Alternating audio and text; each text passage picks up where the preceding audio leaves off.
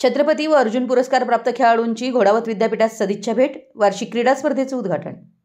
संजय घोडावत समूहात कार्यरत असणाऱ्या कर्मचाऱ्यांच्या वार्षिक क्रीडा स्पर्धेची सुरुवात घोडावत विद्यापीठातील क्रीडांगणावर झाली। याचं उद्घाटन छत्रपती पुरस्कार प्राप्त गणेश शेट्टी सांगली, अर्जुन पुरस्कार प्राप्त श्रीराम भावसार सांगली, अशोक शिंदे पुणे, शांताराम जाधव पुणे यांच्या हस्ते झालं।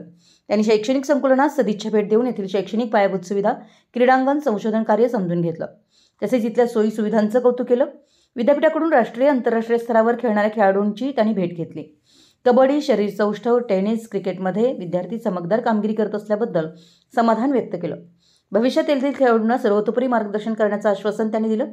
यावेळी विश्वस्त विनायक भोसले, गव्हर्निंग काउन्सिलचे सदस्य डॉक्टर BM हिरडेकर, कुलगुरू प्रोफेसर उद्धव भोसले, कुलसचिव डॉक्टर विवेक कायंदे, SGIचे प्राचार्य डॉक्टर विराट गिरी, विद्यार्थी, कर्मचारी उपस्थित होते। मराठी एस न्यूजसाठी जयसिंगपूरहून संदीप अडसूळ।